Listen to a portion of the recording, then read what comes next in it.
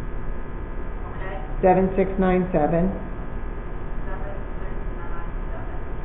2731 what was that again, 3731? 2731. It's the same that's on the agenda. The last four digits are correct. 2731. 731, okay. And the password.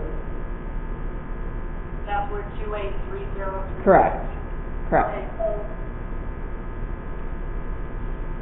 Yeah, it looks right on the agenda to me. It's the transposition Oh, error. I see it, I Yeah. see it now. Okay. Anyways, we're gonna start our meeting. This is, the Summer Zoning Commission on Monday evening, July 6th. This is a regular scheduled meeting.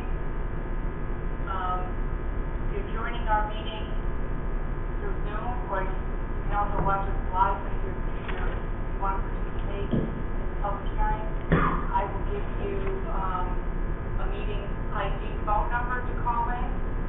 That number is 646-558-8656.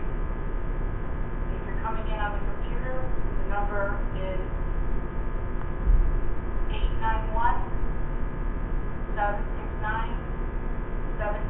891-769-72731.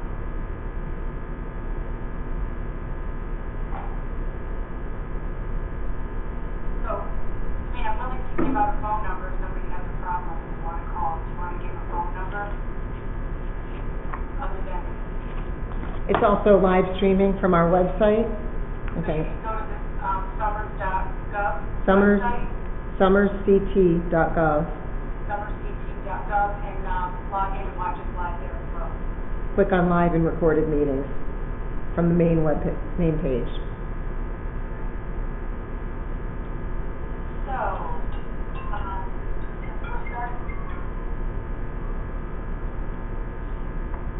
we're starting the meeting, and we're going to go through roll call here. I guess I'll call out your names, and I see Paige is here. You can see Dan's here, Dan Guerrero, Penny Graffin, Carl Walton, Lucas Cherry, and that's it, I guess. Jennifer Roy, our staff liaison. Jill, I just want to interject that present with me here in Town Hall is Attorney George Schober and Bill Shapiro, alternate, the new alternate, is Okay. here. Yep. I also wanted to mention that Carl Mandolina is online here, and so is Evan Stevens. Evan's the attorney working with us on Hillsdale, and Carl's our county. And we do have a new member.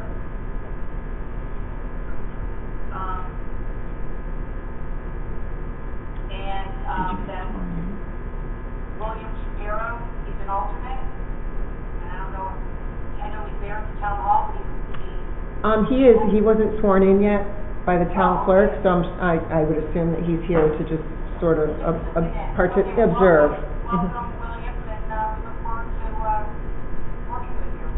Thank you. So tonight we have a public hearing. This is a continuation of the Upural Agricultural Society, application number 20-006. This is, like I said, the Union Agricultural Society of Summers, Enfield, Ellington, and Eastman Incorporated at 56 Beechers Road in Summers. This is a special permit application in accordance with the zoning regulation section 214-87 for alcoholic beverage and section 214-93 temporary commercial uses to allow agricultural events, shows, public and private events, car shows, fairs, festivals in the industrial zone. So with that said, at 6:42, we're going to open this public hearing. Hey, Joe, we have Stu Grant present. Is Stu with the union? Yes. Okay, so. Yes, I am. Okay, so Stu Grant is going to have an opportunity to speak to us. Yes, the Union Agricultural Agricultural Society of Somers, Enfield, Ellington, and East Windsor is withdrawing its application for the special use permit. Okay.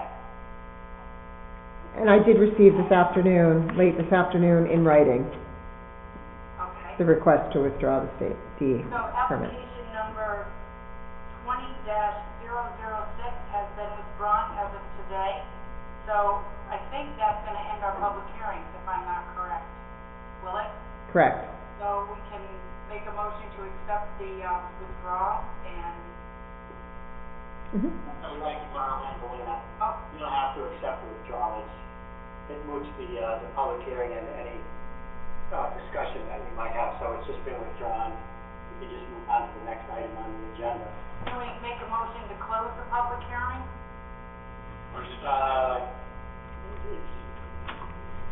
I don't think you need to because it's, such session was never really opened. The application's been withdrawn, so. All right. So with that said, we're gonna move on to old business, which is, discussion, possible decision, application number 20 no, actually, we're gonna move down to old business number 2.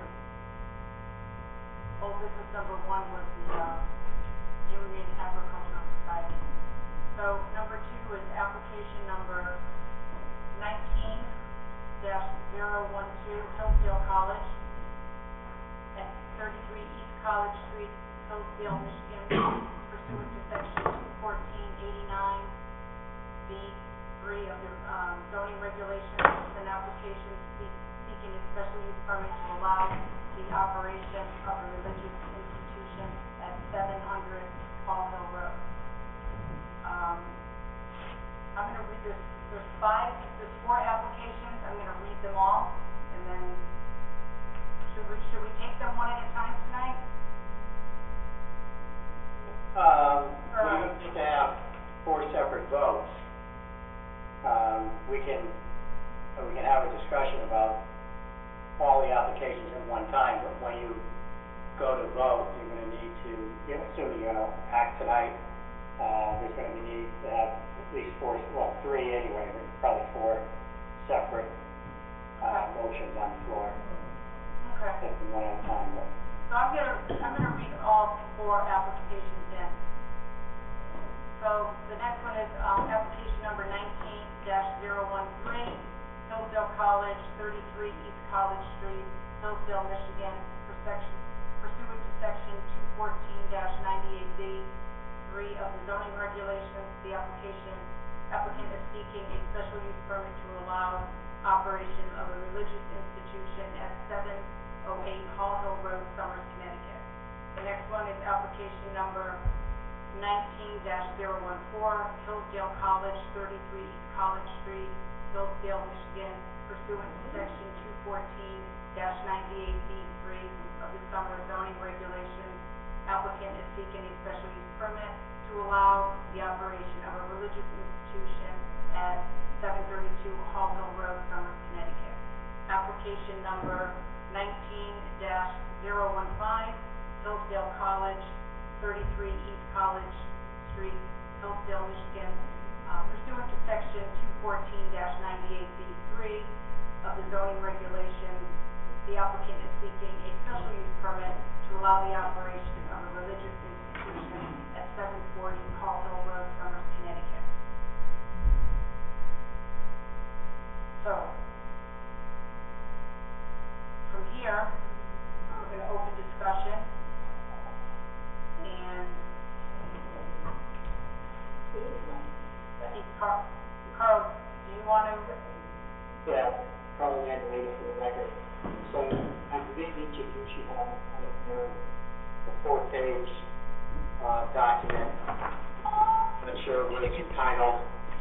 Might be entitled 732 Hall Hill Road, but it is a list of draft and proposed conditions that Attorney Evan Seaman and I have worked on since our last meeting.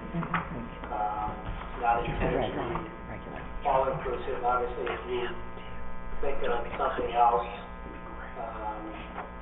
along the way, certainly, let us know, if you think that any of these conditions need to be massaged a little bit or struck from any motion that might be made, later this evening, that's fine as well. So starting at the top, I think they're, pretty self-explanatory, but we decided that all lighting from the discussions in the public hearings, all lighting shall be certified dark sky compliant and minimally invasive. I think, Lucas, that's the correct way to make that, or that's the correct wording, dark sky compliant? Yeah, Lucas, Jerry, for the record, yes, dark sky compliant. There's an actual, symbol or something I can actually send that over to you now. But, essentially there's, if any, LED, site lighting or, all sorts of stuff like that, as long as they're meeting the dark sky compliant requirements set forth. Guys, we're talking about exterior lighting. Yeah, oh, yeah, absolutely. So number one should really read, all exterior lighting shall be certified dark sky compliant. And B, number two is any van owned and kept on the site shall be garaged or screened from views from Hall Hill Road. Something I think we've discussed. Number three was the limited public recreational use of 732. The applicant has proposed a use by permit system whereby would-be users would be required to seek and obtain permission from the applicant. No trespass signs would be placed throughout, no more than 20 visitors at a time on the premises for recreational use.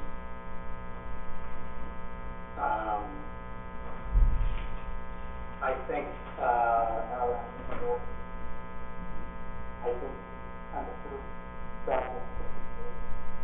the applicant may at its discretion allow limited passive public recreational use. So we're not talking about motorized vehicles or anything like that. Hiking, walking, horseback riding, that kind of thing.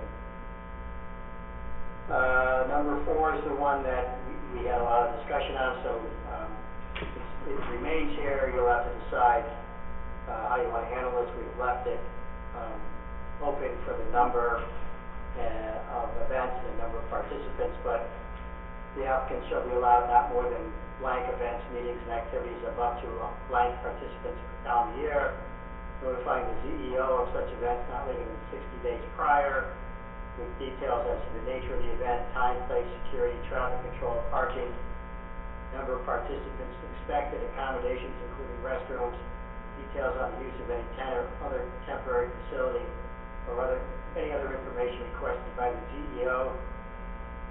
CEO shall coordinate town staff reviews and provide guidance to the applicant on the appropriate arrangements to protect the public's health, safety, welfare. Prior to holding any of these events, applicant shall submit temporary parking plan to the zoning commission or its agent, and parking shall be appropriately screened or otherwise not visible from Hall Hill Road. So, I think that some of you had a chance to go back and listen to at least that part of the last public hearing session, and this was discussed. I know there was some discussion last time amongst this group here that, I know it was the fourth hearing, I think, and late at night, and what had been discussed, so, I did not do that, but my clear recollection is that it was that the general counsel from Hillsdale College had discussed it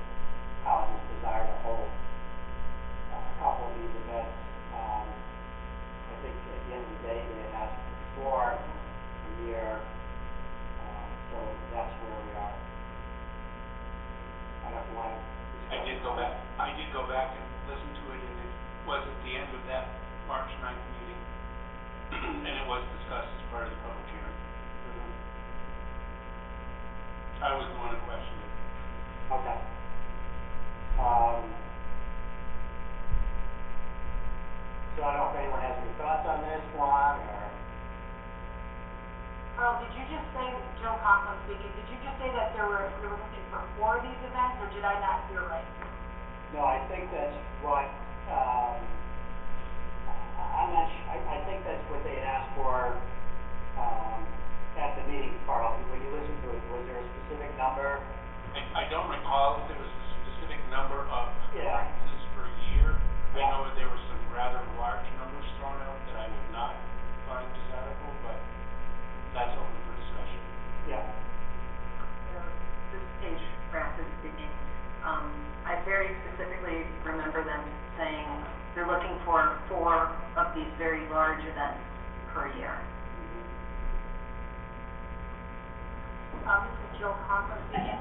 I mean, I didn't go back and listen, but I did, you know, as we all did, the thank you party to Blake, that they wanted to have a big bash, thank you, Blake, for the donation. I can remember that, and then that's probably when everything else got opened up, and I did not go back and listen to it, but I believe Carl.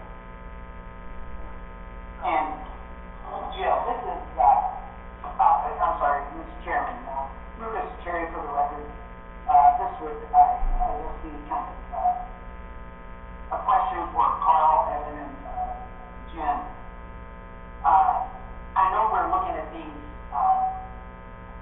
you know, some of these requests or the different stuff that you put together, you know, for 7032, but I was wondering, I know that, I guess the concern I have is there's a lot of very specific information, but there's obviously, religious institutions in town, and I didn't know, we're not putting back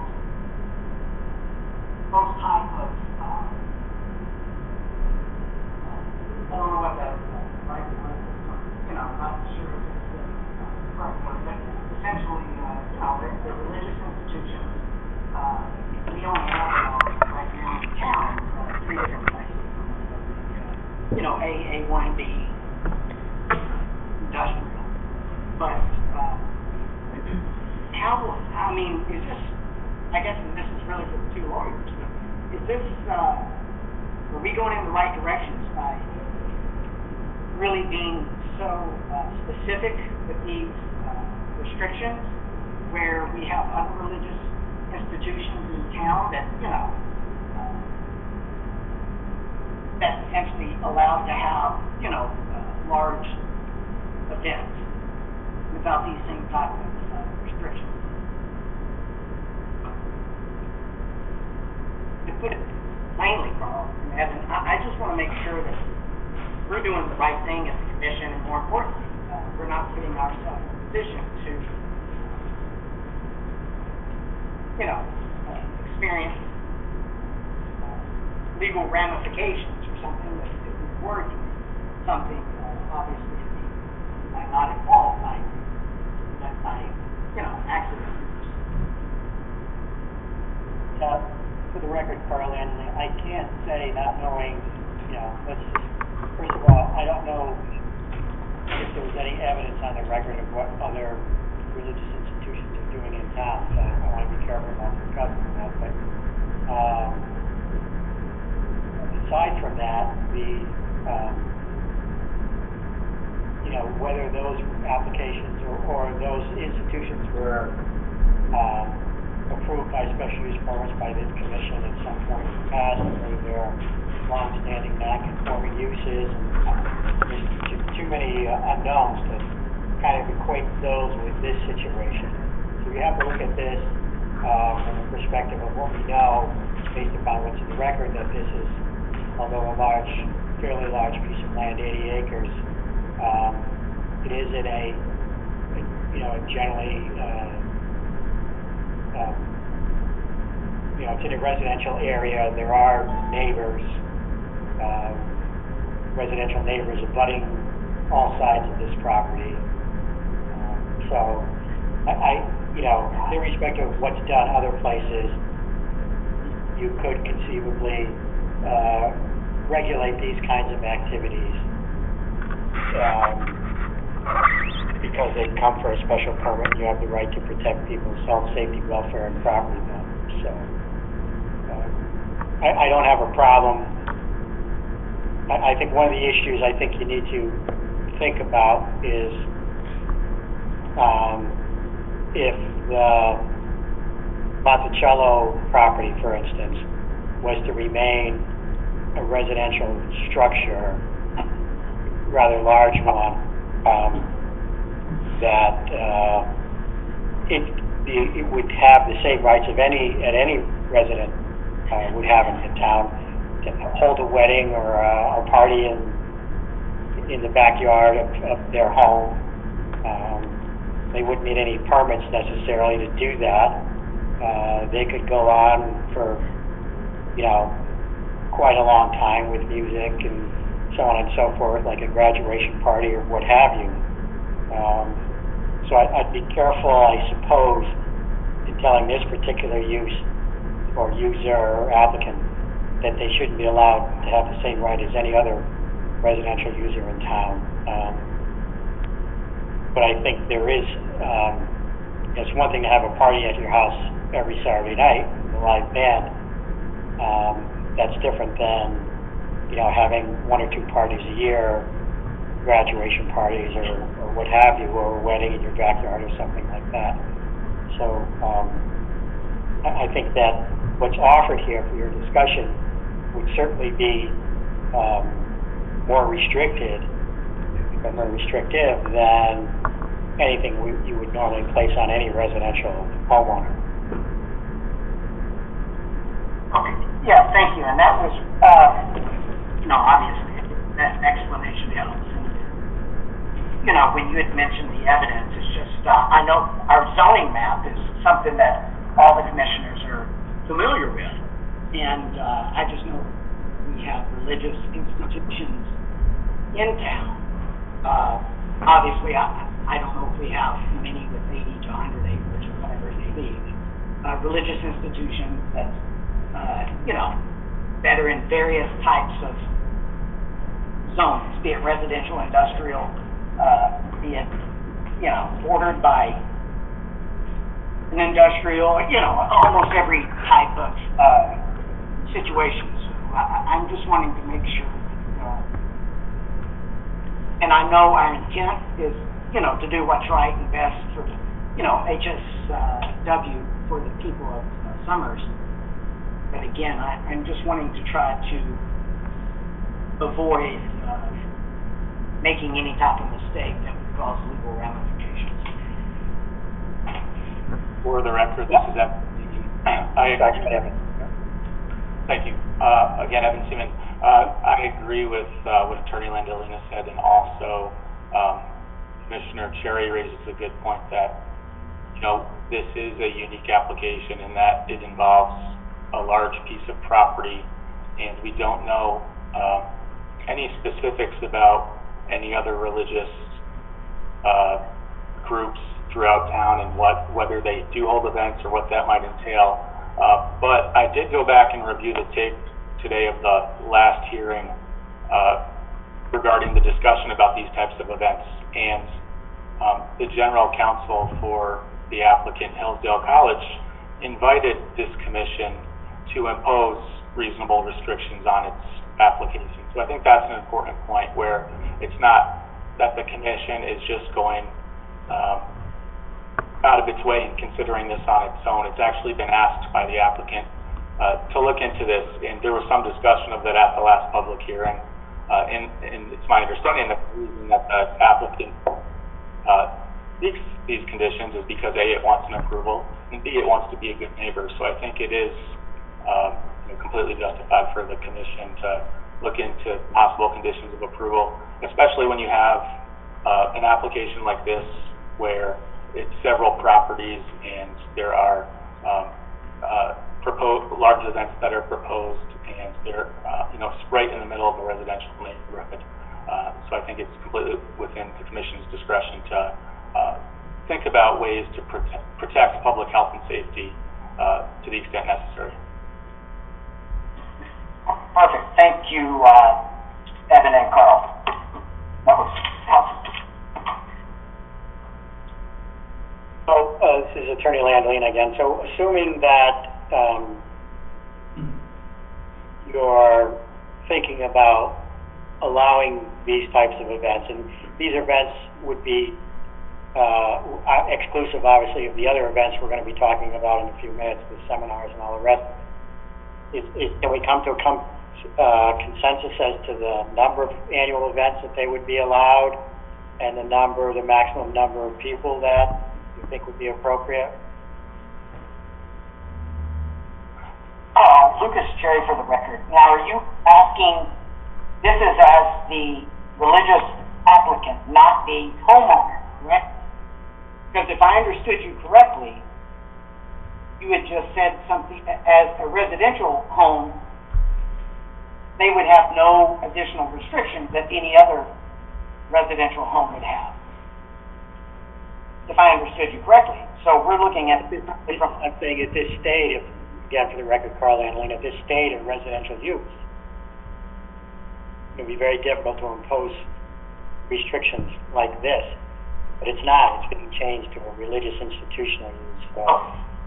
Okay. I understand. Thank you. Now I get it. Sorry.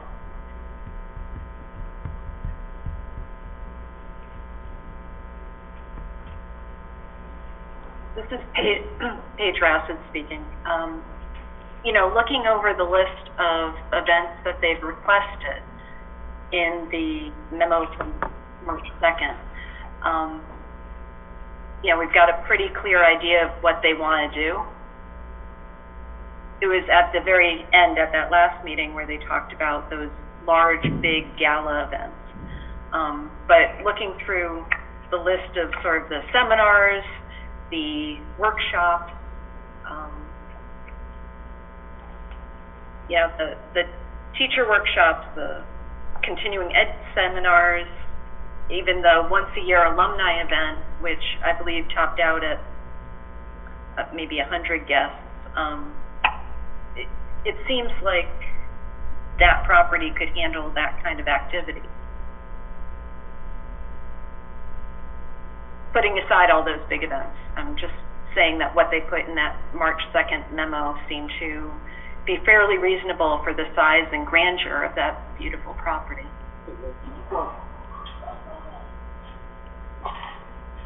So, I'm sorry, for the record again, Carl Annaline, are you saying that to have somewhere between 0 or 1 and 4 events in addition to those on a larger scale would be okay with you, or are you saying that what they've asked for should be enough, or I guess I'm... Yeah, you know, what they've asked for is originally, I thought was pretty reasonable. Asking to do big gala events in a residential neighborhood like that, and again, you know, they talked about, you know, all the parking that they'd handle, you know, which you can imagine what parking a big gala would look like, and you know, they talked about bringing in porta potties and everything that they would need to hold a big gala event, which I think is inappropriate in that residential neighborhood. So I would really say stick to the smaller events where your parking is appropriate for that property, and just not have those big giant events, even a couple times a year. You know, when a big wedding is held in a private neighborhood, it's talk for years when it disturbs things. We're talking about giving them, you know, 1 to 4 events a year in that neighborhood. It's not like a once-a-lifetime wedding for a family member. Mm-hmm. So I am against the larger events completely.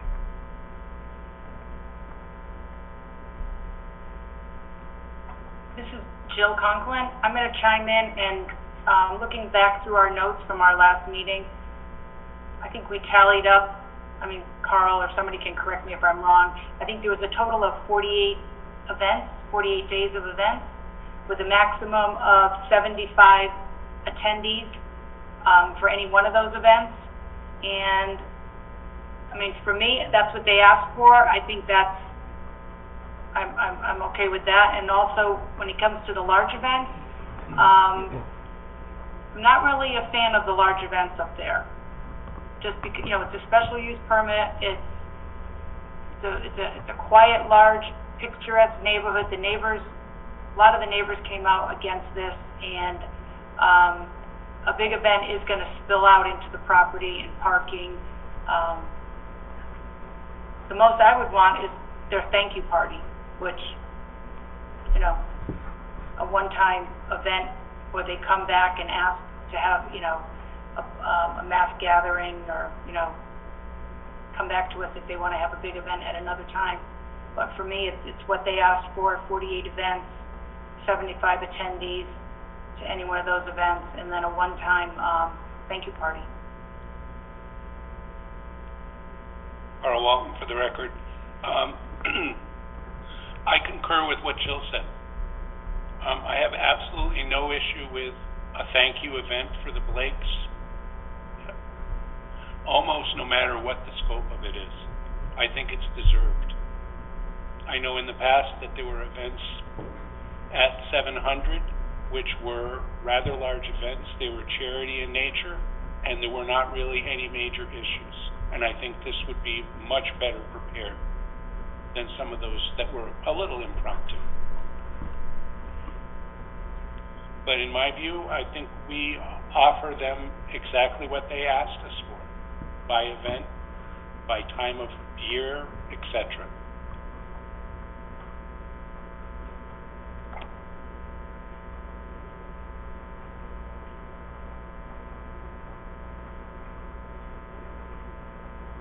Dan, do you have anything to add?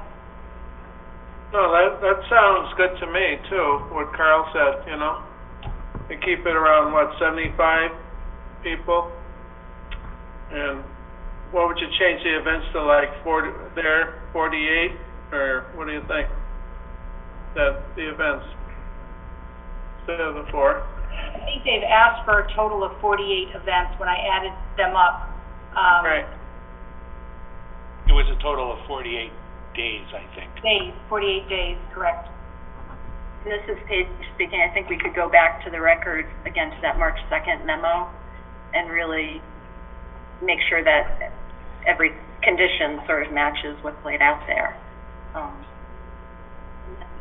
Just on another note, you know, when it comes to that big thank you event, that may be the once-in-a-lifetime fabulous event. And I would concede that. I think even doing it yearly would be way too much. But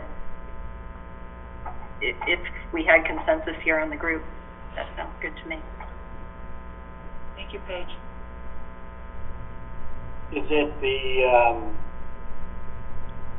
number of events or the scale? Both. Or both? Okay. So, if you're going to allow the one thank you party or large event, you're just going to leave it open and say you can have within the next year one large event out there and unlimited number of people. And well, they still have to do a mass gathering application with their plans. 500. Correct. Because 500. record, Carl, they just couldn't have 15,000 people show up. They still have to go through Jennifer. I mean, it's a big property, and I don't know how many people will fit on 80 acres. It'd be a lot, but you know, we still have certain guidelines and qualifications or rules in place, correct, Jen? Roy? Correct. Jennifer Roy for the record. Correct. They'd have to file a mass gathering application, which would just be circulated through fire, police, EMS. What's the limitation there, Jen? What's the floor? 500. So anything above 500 would need a mass gathering permit. Right. And Lucas Cherry for the record again. I mean, I'm only a commission member, but you know, I have more. I have plenty of trust and faith in Jennifer, the fire marshal, the town engineer that. They do this day in and day out, and I'm 99.9% confident that none of them would allow something to occur that was an obvious danger to just not the people attending, but neighbors and everything else. From my experience, I've seen, Jennifer Roy and our town engineer and everybody else kind of do a really good job, and I'm not aware of any issues that people have had, where y'all made a decision on mass gathering. I'm sorry, when I said issue, there's always someone that's unhappy, but there's never been any type of significant, accident or anything that's occurred when, the town employees came together and worked with an applicant to make this work. So, my feeling is that, as long as they go through the proper channels that the town has set up with the CEO and fire marshal and town engineer, I'm comfortable as long as they are, those experts are comfortable with it.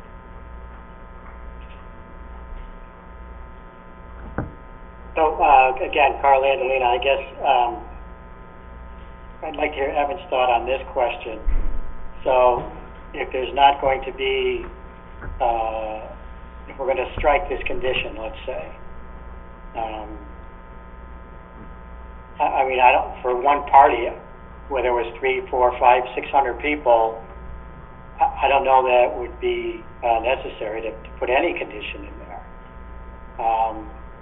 We have the mass gathering, which would apply, Jen, right, to a party of this size on a residential property. If Correct. they went over 500. Otherwise, they're just a residential landowner, not a homeowner, because no one's living there as a home, but a residential landowner having a large party on their property. Correct. And, Lucas Cherry, for the record, I can't speak for the applicant, nor would I, but other times that we have applicants within town or residential citizens that put on parties, from my experience, they do try to be a good neighbor, because no one wants to have 150 people show up on Thursday waiting for Ms. Roy to open up and start filing complaints and everything else. I'm assuming that, and they stated this in the public meeting, they are trying to be good neighbors. So, again, I think the applicant is fully aware of the situation or the location, and would do their best within reason to accommodate, neighbors. Because we've already seen that, I think, with one neighbor to the east, where they put up a fence or something between one of the neighbors. So. For the record, this is Evan Seaman, and just in response to Attorney Landolina, his point about potentially striking this condition, I think What happened there? Thunder. Oh, Dalton. I don't know what you said, Evan, but it carried a punch. everyone hear me? Yeah, Yeah. try again? Yes. Can, I'll never speak again. You'll strike me down. I'm sorry. Sorry, I apologize. If that happens again, please throw your hands up or let me know. But I was just saying, in response to Attorney Landolina's point about potentially striking this condition that we're talking about with respect to large events, I think it comes down to the question for the commission of, if you strike this as a condition, it at least leaves open the possibility, it appears, for the applicant to apply for these types of events in the future. If you include it as a condition, it either limits the number of events or prohibits the events entirely. So I think that's what we're talking about, just for clarity. And thank Lucas for the record, Cherry for the record. If I understood you correctly, so you're saying that if this was completely eliminated, they would have to apply with the CEO as a mass gathering or whatever requirements they normally follow, and then that would either be approved or not approved. Or, if we provide these you know, some of these, regulations, it would either limit it every year, I mean, if they wanted to start having 4 a year, and this was not included, I mean, the zoning enforcement officer could then say, hey, it's being limited to 1 a year or something, if this was not part of the approval. That there would still be some control by the town employees and officials, is that correct? Jennifer Roy for the record. So Lucas, I think I understand your question. Basically, and the way we handle mass gatherings would be for any property, as Carl Landolina said, not just a homeowner, but for any property owner having an event greater than 500 people, that they fill out the application for a mass gathering permit. There's no charge for it, but this way it's circulated through fire, police, EMS, Public Works, myself, and the Selectman's office, just to make sure that all the proper things are in order, whether it's, you know, traffic control or the sanitarian looks at it. So anyone, whether the zoning commission says they can have 1 event or 4 events per year, if they're going to have over 500 people, you know, we ask that form get filled out and it's circulated through all of the departments. Does that answer your question, or? It does, and I guess there was a 2-part. Let's say they requested and they wanted, you know, 250,000 people. I'm trying to think of something that would be, you know, a concern to either you, the fire, the police, the EMS, Public Works, somebody. If they were applying for something that raised concerns, is that something you would, as a town, could say, hey, wait, you're not going to do 250,000 people. The max would be 1,000. Or if you wanted to do this, you're going to have to meet X, Y, and Z requirements. Well, Jennifer Roy for the record, I think that's what Carl Landolina is suggesting, that you set some sort of parameter if you want to have that. We'd have to have a reason to deny, but I'm not really sure that they would be able to have 250,000 people there on that property. I'm trying to think of something that would be obvious, that would be a health or safety or, you know, where you would go, I don't feel comfortable with the CEO, or the EMS goes, hey, there's so many that we, you know, if there was an accident, we couldn't get an ambulance. Something. Well, that would be, for Jennifer Roy for the record, that would be, so let's use a hypothetical of 1,000 people, so, yeah. You know, and if they have a certain number of people, they have to hire fire on site, and EMS, and they have to have traffic control. So, and in my capacity, I'm only one out of maybe 5 people who would be signing off on it, but I would suggest that they go to the zoning commission before they have a 1,000-person event, after referring to whatever if you were to grant a special use permit. It's helpful to have it outlined. For the record, this is Jill Conklin. I'd like to chime in on this. I mean, I think we're getting too far ahead. I believe we should offer them in the record this one thank you event, and going forward, if they want to come before us and tweak their special use permit, get a modification, they're more than welcome to do that. But for this purpose of, you know, moving forward, I think we should just give them the one thank you event, and expires in a year, in addition to what, you know, their 48 events, not within 75 attendees, and stick with that. Just simple, it's what they asked for, and they can always come back and ask for something else down the road. And, Mr. Chairman, Lucas Cherry for the record, that sounds, you know, I would support that. That sounds great. I would just keep in mind that under our current situation, I don't know if the commission wants to say exactly a year, because with the current pandemic and the way things are going with other states, and the governor kind of pushing back to phase 3 within Connecticut, you know, it may not be, safe to even hold one of these large events until another 24 months. Yeah. You know, I agree that one event, but I don't know if we should say exactly 12 months, or we could just say, you know, within a 2-year period, or, again, it's one large event, be it in 4 years or 2 months, I guess. Yeah, I mean, I don't know if, this is Jill Conklin for the record, I don't know if we can put some kind of, note to that this is being approved during COVID-19, and we would be open to extending that one event without modification to the special use permit, if that makes any sense to anybody. Because I know we're not having any mass gatherings right now, and I don't know if we will in the near future.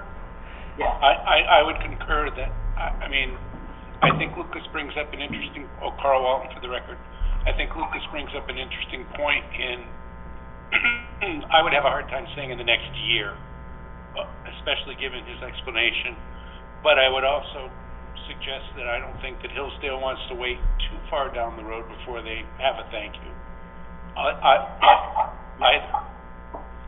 And I don't think it's up to us to tell them when they need to do it. Yeah, I agree, Carl. Lucas.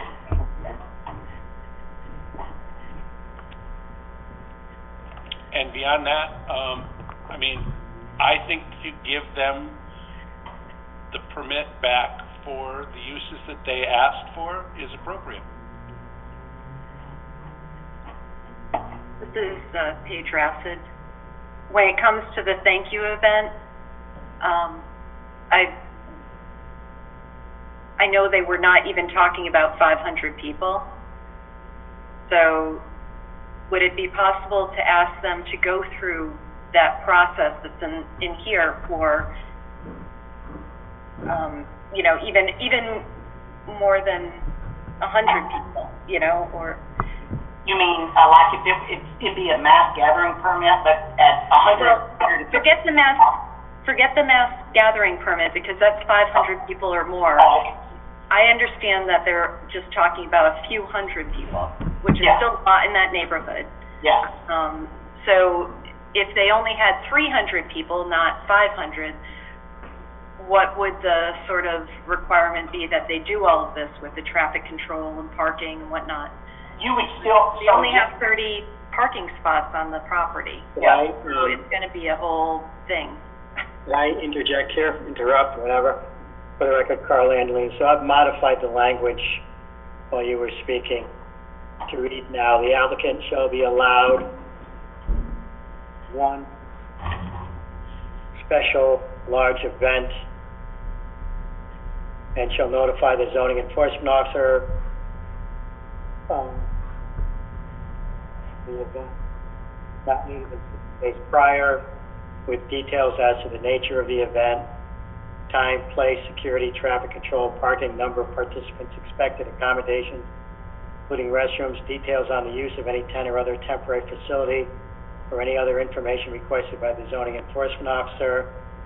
Zoning enforcement officer shall coordinate town staff reviews and provide guidance to the applicant on the appropriate arrangements to protect public health, safety, and general welfare. Prior to holding this event, applicant shall submit temporary parking plan to the zoning commissioner or its agent. All such parking shall be appropriately screened and not otherwise visible from Hall Hill Road. Carl, for the record, I think that's perfect, Carl. Yeah. Lucas, Chair, for the record, that what Paige had mentioned and Carl just read, I think is good. You know, call it the mini mass event. But yeah, it sounds good to me. Okay, so any else on that, on number 4? All right, you want to move on to 5. Applicant shall not charge for expenses resulting from the lodging of speakers, clergy, and invitees or other special guests at the properties. Parking by staff shall be garage or otherwise screened from Hall Hill Road. 7, Chaplain Monticello. Applicant may at its discretion invite staff, guests, neighbors, and visitors to use the chapel for prayer, worship, Bible studies, vespers, sacred music, and other devotional activities. Other Christian clergy members including from the local community, may be invited to preside over services and liturgies at the chapel. Standalone chapel may be used at the applicant's discretion in the same way as 7A. Applicant may, at its discretion, host religious services at chapels, including sermons, retreats, group prayer liturgies, and as Vespers evening prayer. All right, 9, applicant may, at its discretion, hold no more than 9 three-day seminars per year, expected to be held in June, July, and August, which will be led by a professor of the college.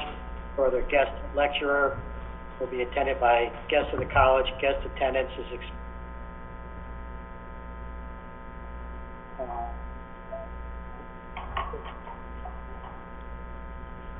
okay, that's, I think, right, your numbers, Carl? Yeah. Carl, Lucas, Yes. for the record, I know the, number 6, the screen from Hall Hill Road, the staff shall be garaged or otherwise screened. Based upon their drawing and, from me being on site, you can't see the vehicles if they're using the parking area. Which is great. In other words, they can't Yes. park in front of the building or... Oh, Yeah, yeah, you- the front yard, Yeah. yeah, they can have, okay, I thought we were asking them to, put up a fence where you couldn't even see the cars in the first place. But we're just saying they can't be parking in the front yard or side of the road or something. All right, so 9 is the 4-day seminars.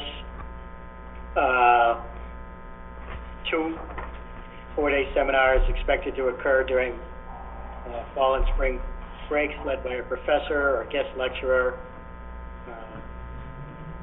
Why are we wanting to only allow those in June, July, and August? Especially under the current situation. That's what they've asked for. Yeah, if I could interject for the record, Carl Walton, it outlines verbatim, Lucas, what they Yep. requested. It's correct. I guess I would know that they were requesting this.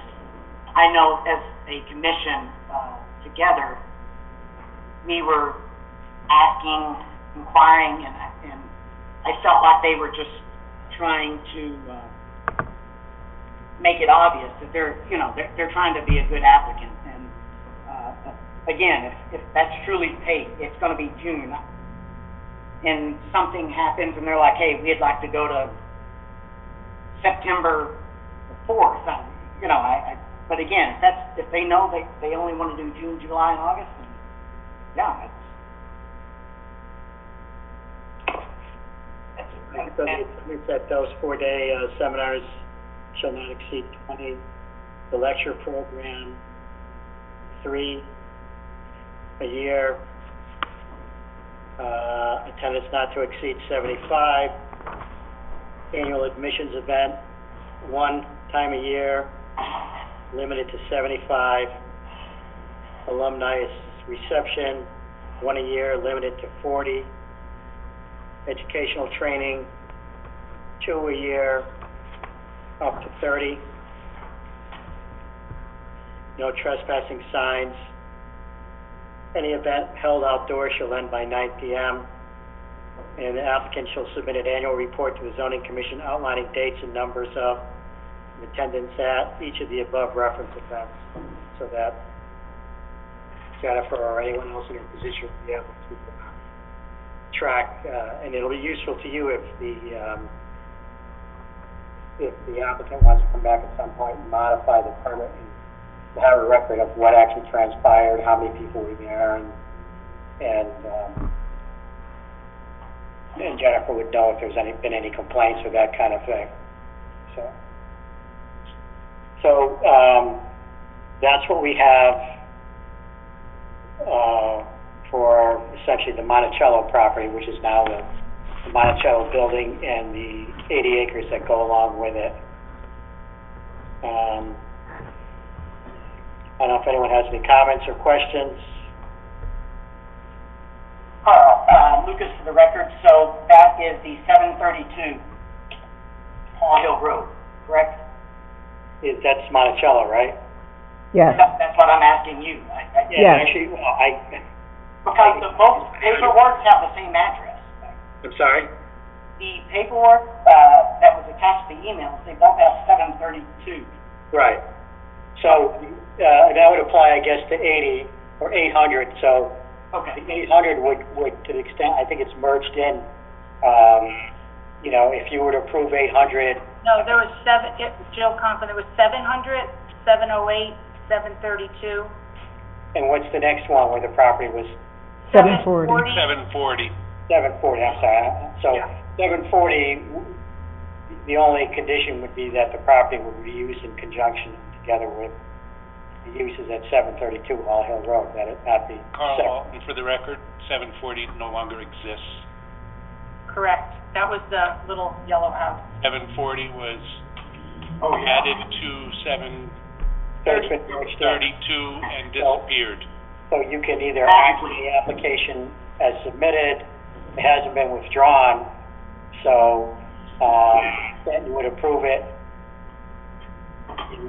You know, the motion, I think, would be something like, that, what is formerly known as 740, the motion would be to approve the uses at 740 as part and parcel of the uses at 732, something to that extent.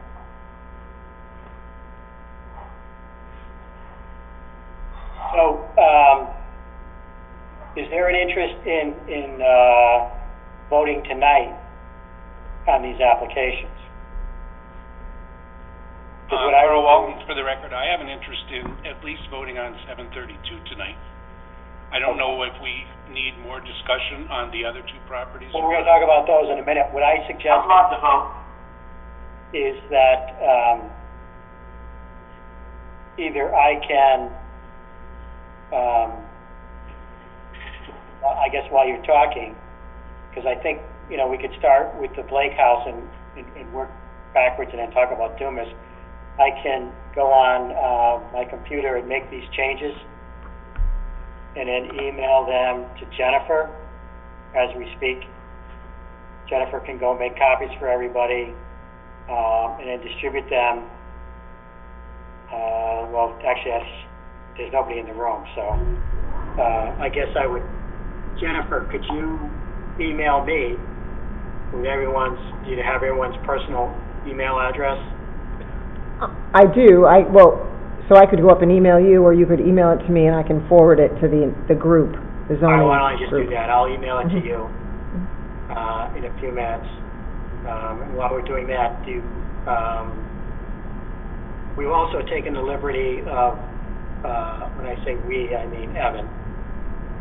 I'll take no credit, but I will anyway. Has prepared, 8 resolutions. Evan? It's actually 6 because I combined 700 and Or 740 and 732 and 740, and the commission decide whether it wants to act. So to the extent that you're gonna, possibly vote, maybe Evan can send those along to Jen as well, and she can, they form a basis of establishing motions to discuss and act on. So maybe Evan can send those to Jen as well. She can print everything out upstairs and bring it back to you. Do you wanna just take a 5-minute recess so we can do that, or do you wanna go right into a discussion of maybe, 700 and 70? 708. Why don't we take a recess and let them take care of the paperwork? Okay. Can I make one suggestion? One of the reasons that Attorney Landolina and I didn't provide these resolutions in advance is because we wanted the commission to come to its own decision. We didn't want to, steer the commission one way or the other. This is the commission's decision, and wanted to make sure that's clear. If the commission wants to see the resolutions, one for approval and one for denial for each of these applications now, we can provide that. But if the commission would prefer, just to look at one of those resolutions based on, maybe based on the discussion for the Monticello, it appears that the commission might be leaning one way. I don't know, what the commission might be thinking for the other applications, but, for the sake of efficiency, it might make sense to, I don't know, take a straw poll or something and, get a sense of where the commission is going, and then I can provide, say you want to approve this application or that application, I can provide just that approval resolution to Jen, or vice versa, rather than, looking at both of them. It's up to the commission, but that's just a suggestion that I have. This is Carl Angelini. Evan makes a good point, so maybe we should discuss the other two applications and then try to get a sense of where your, what your thinking is, and then take the 5-minute recess after that, and then come back and just, make the motions and either approve or deny. Does that sound fair? Carl Walton, for the record. I think on the case at 732, we've already got a straw vote. Right, yes, that one, yeah, I'm talking about the other two, 708 and 700. Yeah, this is Jill Conklin for the record. I would like to move forward right now and vote on 732. Well, I think we're gonna need a little more, information to make a good motion, because there was some serious change to the second section there. And, I made notes, but I didn't write down everything Carl Angelini said. No, what I intend to do, I think, Joe, what you're saying is take a 5-minute recess right now and let Evan provide you, the motions, all the resolutions only on 732, and I will, make the changes to the conditions as you discussed them. Correct. I took notes, and you'll come back and act on 732 right now? Is that what you're suggesting? Yes. All right, and then we'll go on to a discussion of the others after that takes place? Sounds fair? Sounds good to me. And we'll just send that one to you. That one, a draft motion for approval. Do you want to see a draft motion for denial as well, or?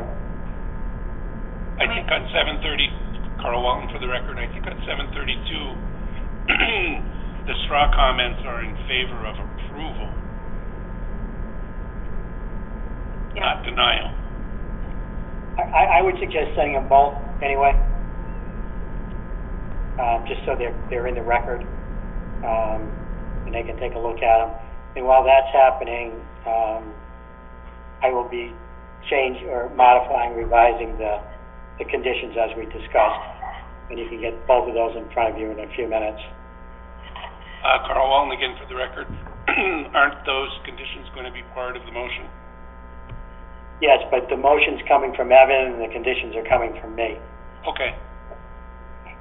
Yes. Okay. Okay, so 5 minutes, that'll put us at about 7:46. We ought to be done by midnight. Okay, so Jen, I will email you right now. Okay.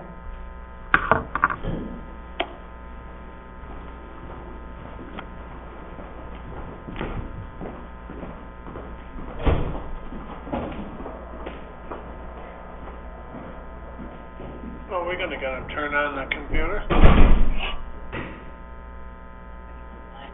Yeah, get him online, if that's what she's gonna do.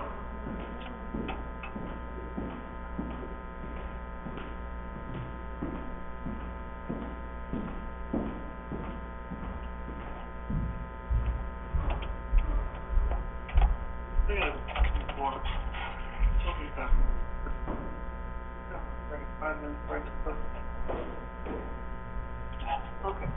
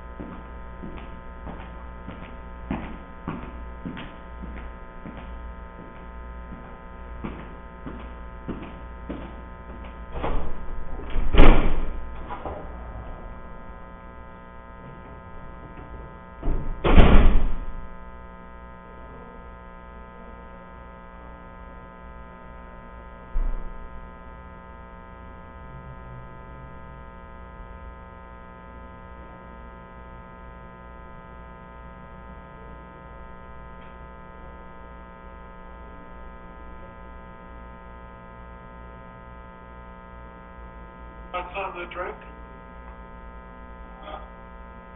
Not right now. Not right now.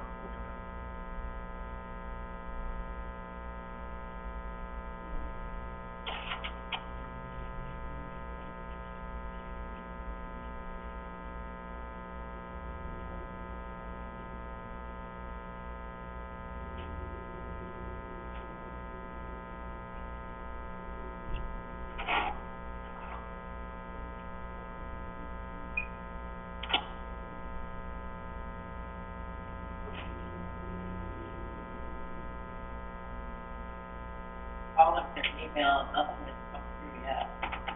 Okay. What time is that?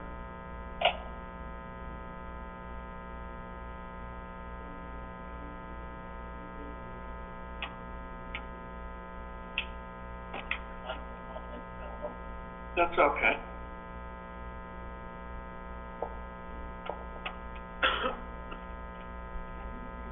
All right.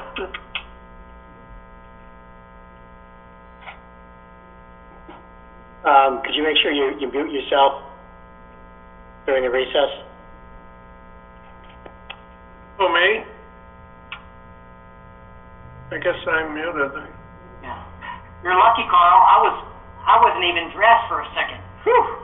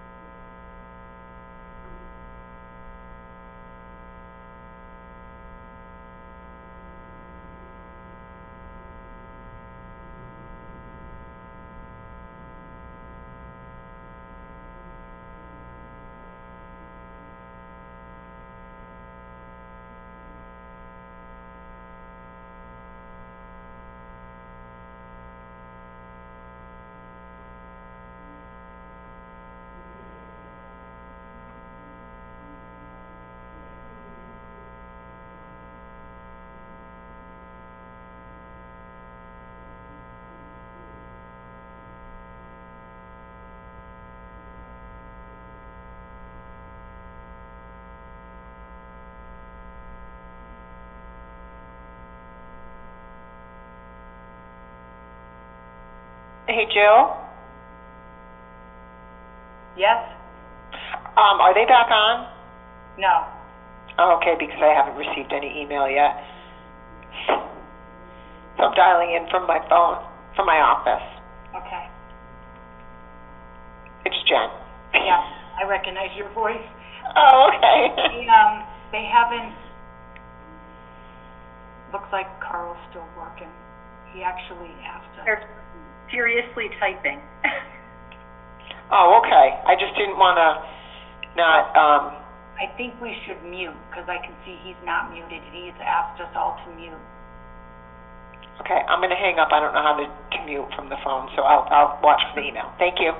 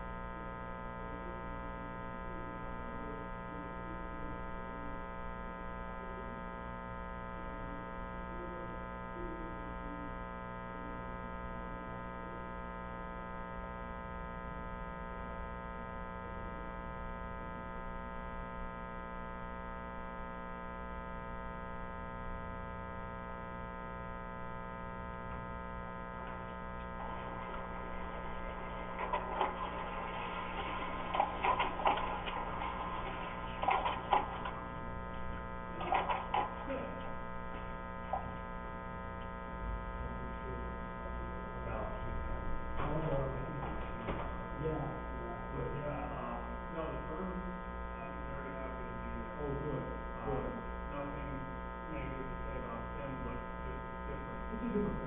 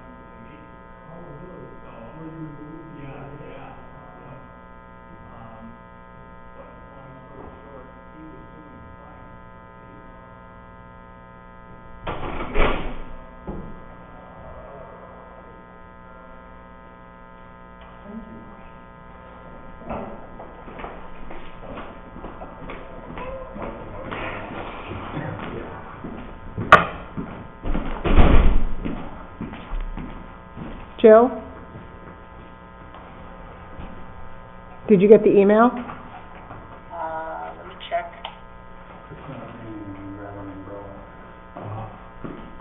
I did. Yeah, Okay. I did. Okay.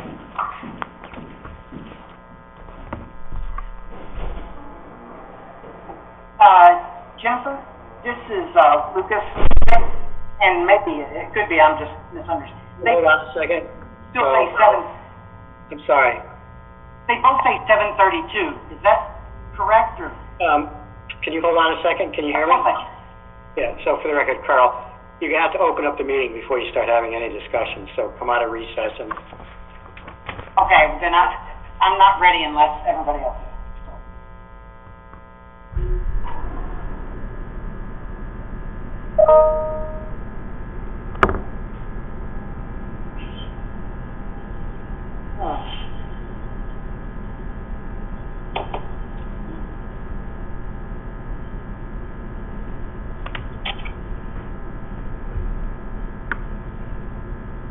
I can see everybody's here, but I'm not sure if Evan is ready. Yes. Okay, so we're gonna come out of recess at 7:59. So, Madam Chairwoman, for the record, Carl Andolina, I just done a third version, which is the same as the version you have. I had a formatting problem and I finally figured out what I was supposed to do, but, so, if you see the document, I think it might, the first sentence might have, in the right column, I have a formatting thing, and then, on pages 3 and 4, perhaps Evan's name still appears in the right side of the document. Is that what you're seeing? I received 2 documents. One should be the conditions of approval. I didn't get yours yet. Yours never came through, I'm Carl. the same with the chairman. I've only gotten one email from, I'll have to run back up and check again. I did not get one from you, Carl. Wait a second, the one we got was the draft of the motion for appeal, For approval. and then we got the draft of the motion for denial. Right, For so, for 7:32.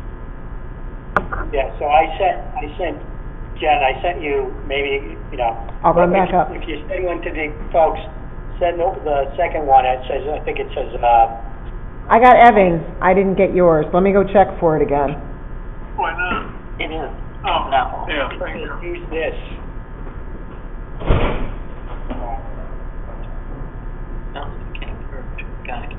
Denial for the same.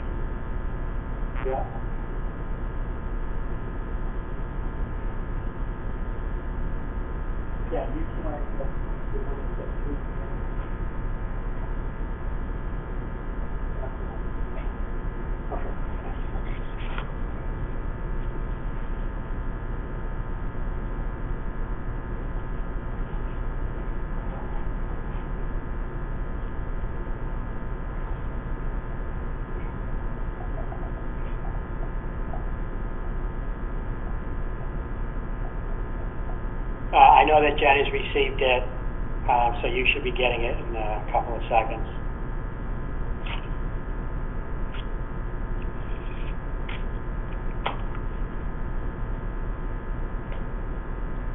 Evan, I sent it to you as well.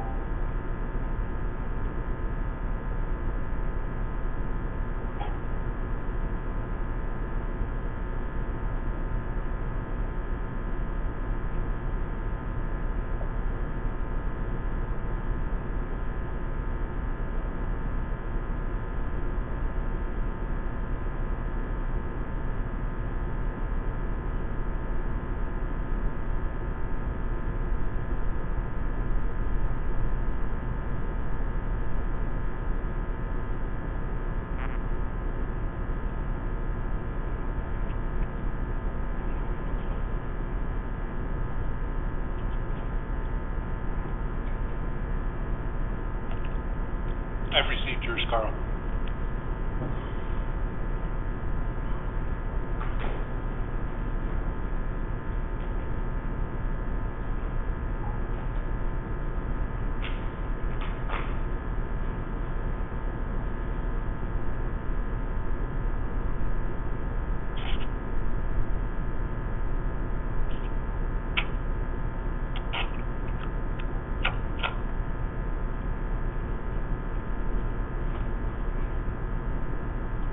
What?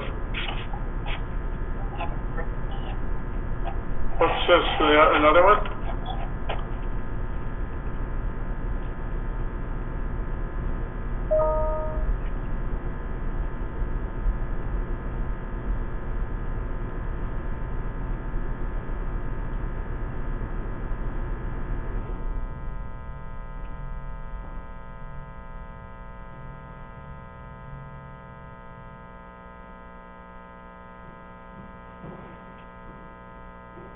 This is the revised condition that Carl just sent over.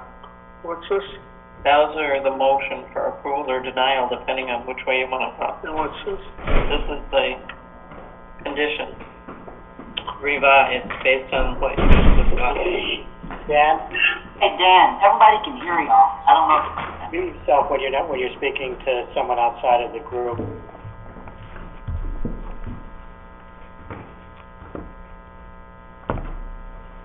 I sent it. Okay, I think everyone's got it now. Okay. Got it. Lucas and Carl. Yes, I have it. got it.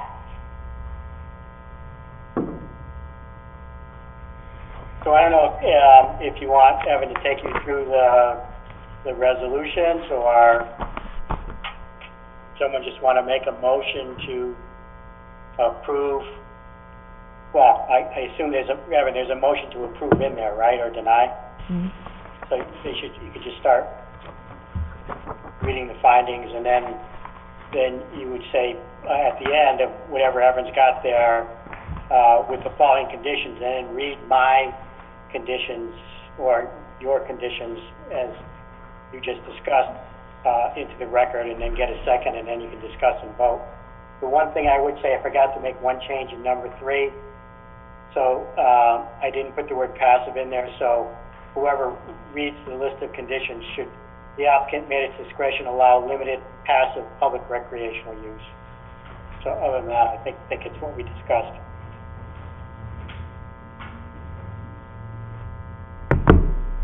Okay, so this is Jill Conklin for the record. The question was, do we want Evan to go through his resolutions with us?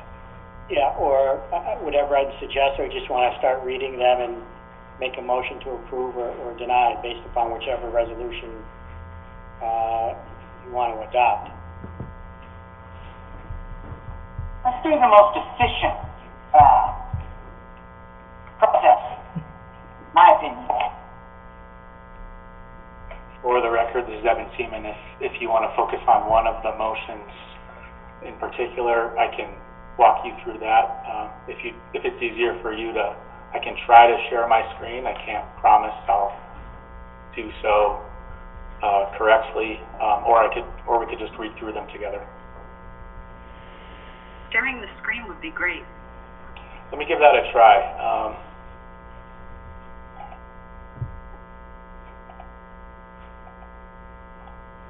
Be careful, Evan, this could be dangerous. So the conditions of approval are not inserted into the document yet, so that will be a a separate document that, we will look at. So hold on, bear with me 1 minute. Hopefully I can get it to work.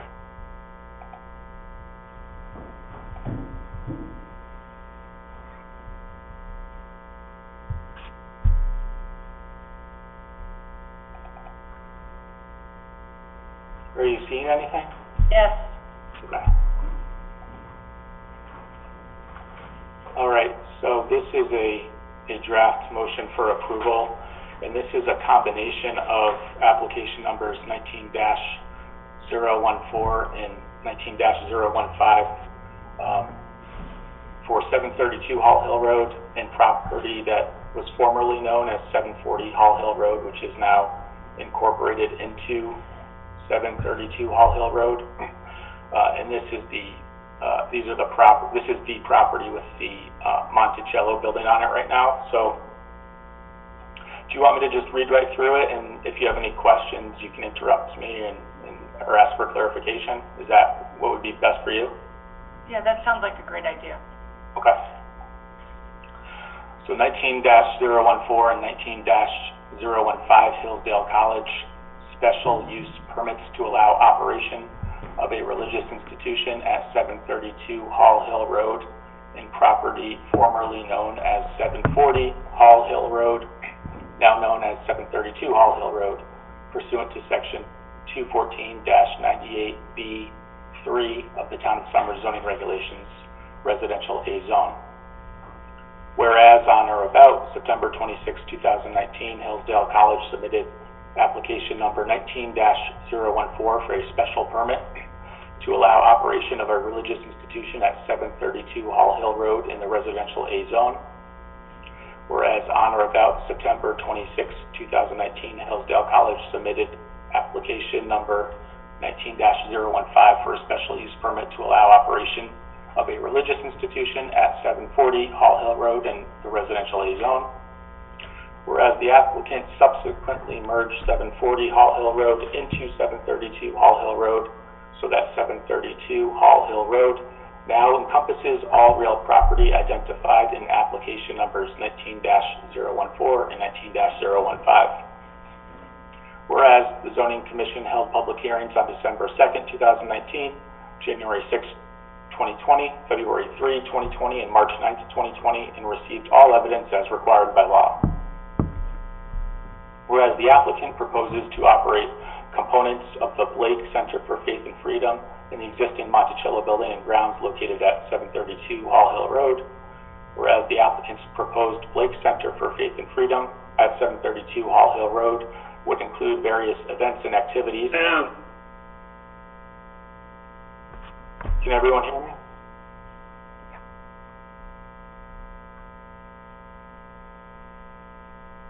Can everyone hear me? Yes. Yes, we can. So I'll start that clause again. Whereas the applicant's proposed Blake Center for Faith and Freedom at 732 Hall Hill Road would include various events and activities, seminars, lectures, receptions, trainings, and chapel activities, among other things, inside the existing Monticello building. Whereas the applicant asserts that the activities proposed at 732 Hall Hill Road are religious exercise under the Religious Land Use and Institutionalized Persons Act, 42 U.S.C. Section 2000 CC et sec, the Religious Freedom Restoration Act, 42 U.S.C. Section 2000 BB et sec, the First Amendment to the United States Constitution, Article 1, Section 3 of the Connecticut Constitution, and Connecticut General Statutes 52-571B. Now, therefore, be it resolved that after careful consideration of the applications and all evidence provided at the public hearings and which exists in the record, the Commission hereby approves the applications for the following reasons, all of which are based on substantial evidence in the record. The application complies with Section 214-1.A of the zoning regulations. The applications, that should be plural, these should be plural. The applications comply with Section 214-98B of the zoning regulations. The applications comply with Sections 214-94 and 214-102 et sec of the zoning regulations. Now therefore, be it further resolved that after careful consideration of the applications and all of the evidence provided at the public hearings, which exists in the record, the Commission finds that denial of the application would impose a substantial burden on the applicant's religious exercise under the Religious Land Use and Institutionalized Persons Act, the Religious Freedom Restoration Act, the First Amendment to the United States Constitution, Article 1, Section 3 of the Connecticut Constitution, and Connecticut General Statutes, Section 52-571B. To the extent that there is any conflict between operation of the Blake Center for Faith and Freedom as proposed in application numbers 19-014 and 19-015 and the zoning regulations, the Commission finds it necessary to approve the application to eliminate any substantial burden on religious exercise in accordance with 42 U.S.C. Section 2000 CC parentheses E, subject to the following conditions of approval. And this is where the conditions of approval would be incorporated. So I want to explain this before you ask any questions. I just want to make a few points. The first point is you may not agree with all of these, and you may decide, this isn't something that we want to include. This isn't something that we want in our motion. There may be things that are not included that you do want to include. So keep that in mind. And the second point I wanted to make is that on this second page where it says now therefore be it further resolved, and then it discusses the various federal statutes and Connecticut law that has been discussed in these public hearings about religious exercise and whether there might be a substantial burden on religious exercise. This last section relates to a provision of the Religious Land Use and Institutionalized Persons Act, which is known as the Safe Harbor Clause. And the Safe Harbor Clause gives municipalities, local language agencies, authority to approve applications even if they believe there might be some conflicts with the proposed operation and the zoning regulations, if the Commission believes that it will, an approval will avoid what otherwise would be or could be a substantial burden on religious exercise. So that's the reason for this part of the resolution right here. It's to recognize that the Commission has authority under this federal statute to some extent accommodate religious exercise and ensure that religious exercise is not going to be substantially burdened and the Commission's action is not going to violate federal law. So with that, please ask me any questions, comments you might have. If you need further explanation, just let me know.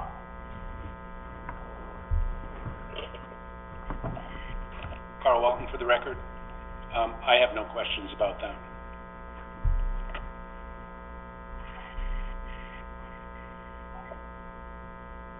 This is, for the record, Carl Andolina. Evan, could you share the conditions of approval that I forwarded to you?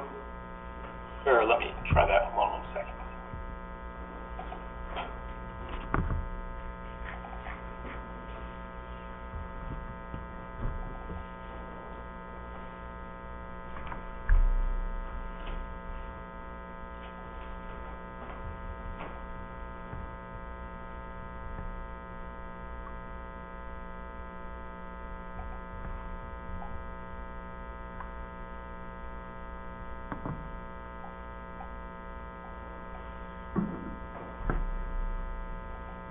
Stop sharing this document, and I'm going to try to share the other ones, so just bear with me.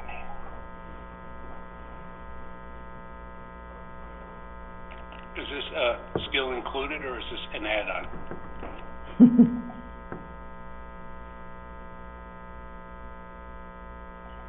I think, am I sharing it right now? Yep. Yes. Yes. Yeah, we can all see it. Okay, great. I think this is, Oh, sorry, now it's gone. Let me try. I must have clicked the wrong button. Hold on 1 second. There you go. Got it? Okay. right, so this is what we just discussed, I think, with the changes, lighting, dark sky compliant, and like, screen from view, limited, and it should say limited passive public recreational use, so when whoever reads this into the record, they're perfect. One special event within 3 years with notice to the zoning enforcement officer and other conditions that apply to that event.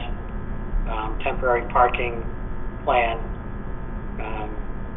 Do you want to see the temporary parking plan if we're talking for one event, or as long as they show it to Jennifer, is that you authorize her to, or whoever's the zoning enforcement officer? Lucas, sharing my opinion, I have complete confidence in the CEO, and it's not, I don't need to see it as long as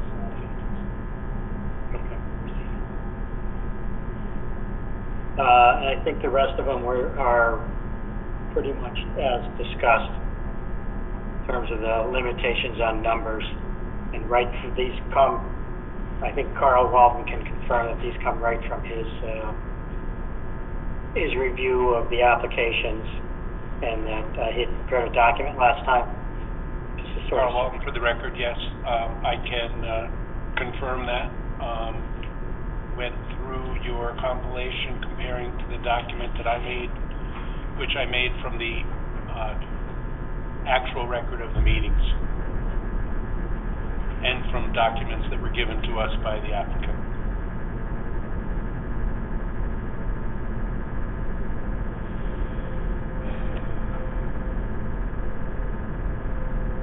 So, unless there's any questions, if Madam Chairwoman, if you think you guys are ready to act, I would ask for a motion. So someone would read into the record Evan's resolution, and then read the 15 conditions that are attached, and someone can second that, and then you can discuss and act on that motion. Yeah, this is Jill Compton. For the record, I do believe we are ready. It's been a long road, but we're here. So if somebody would like to make a motion and, Carl Walton, for the record, I'd be happy to make a motion. Can you hear me? yes, thank you, Carl.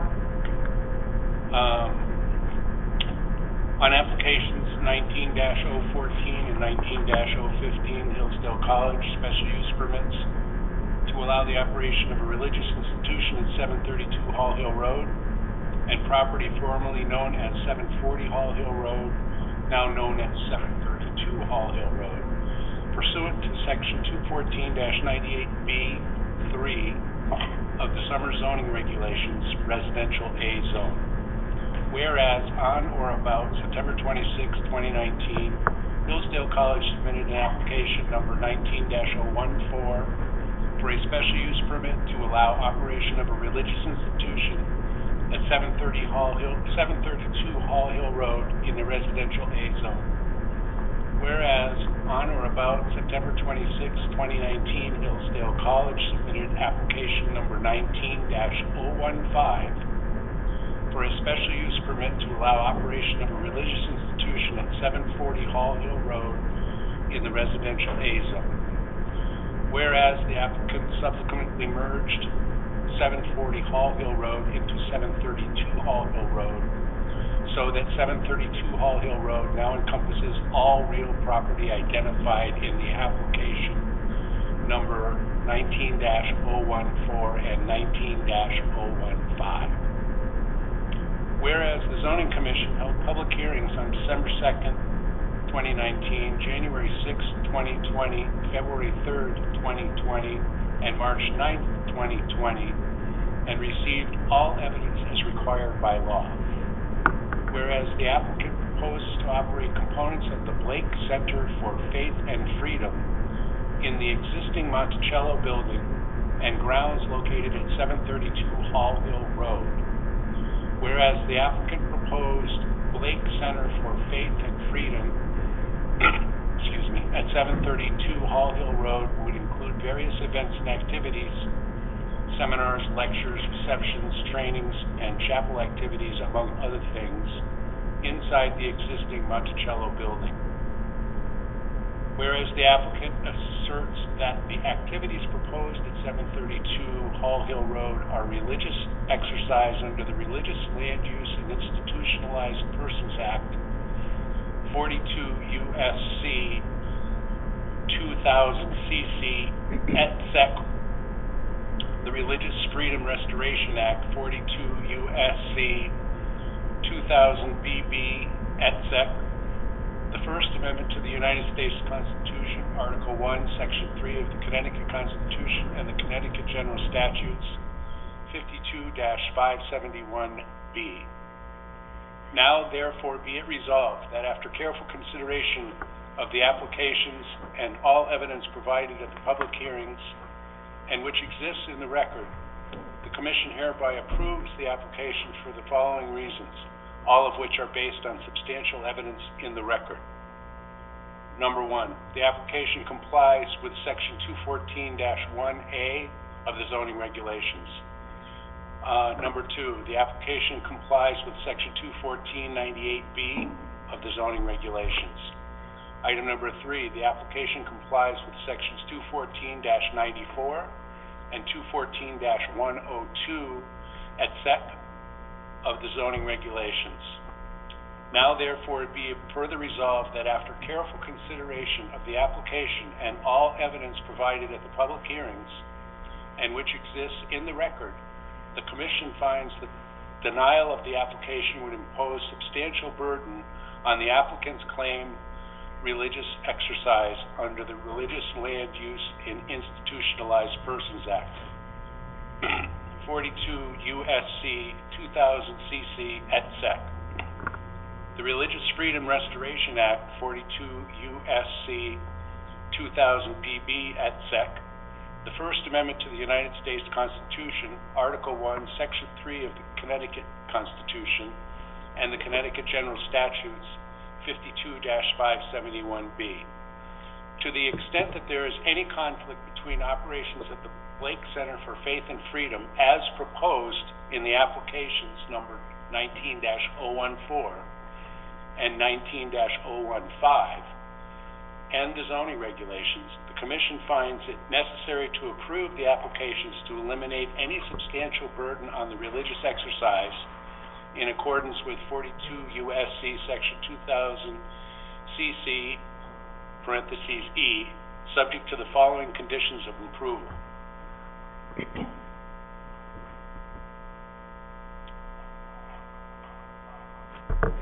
And if you let me catch my breath, I'll continue.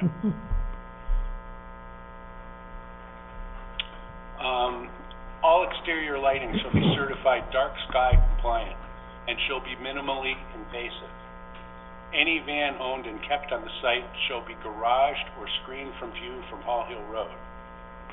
The applicant may, at its discretion, allow limited public recreational use of 732 Hall Hill Road by implementing a use by permit system where would-be users of the property will be required to seek and obtain permission from the applicant. No trespass signs will be placed in key locations throughout the property. No more than 20 visitors at a time who are on the premises for recreational use shall be allowed. That should have said limited passive public recreation. I can't view the one that Evan did.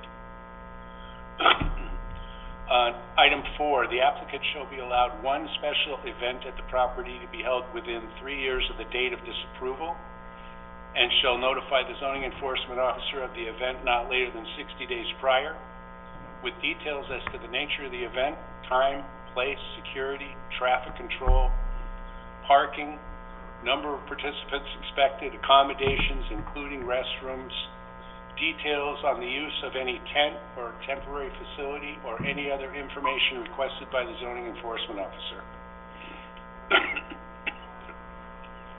The zoning enforcement officer shall coordinate town staff reviews and provide guidance to the applicant on the appropriate arrangements to protect the public's health, safety, and general welfare.